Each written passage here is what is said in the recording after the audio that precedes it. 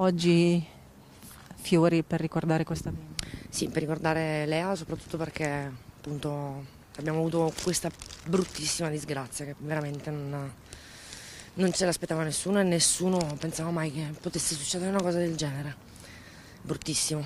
Lei è la mamma di un bimbo, di una bimba Mamma che... di un bambino di una quinta elementare dell'Anna Frank e siamo rimasti tutti veramente molto scioccati da tutto ciò. Abbiamo fatto questo piccolo pensiero perché è stato richiesto anche dalla mamma, quindi che ogni bambino che si presentava oggi, che veniva in chiesa, portasse un piccolo fiore per ricordarla. Tutti i bimbi hanno preparato una frase per ricordarla. E so che cantano una canzone dei Pinguini Tattici Nucleari che piaceva alla piccola e quindi sarà un momento difficile e struggente, credo già. Difficile da comunità e difficile da mamme.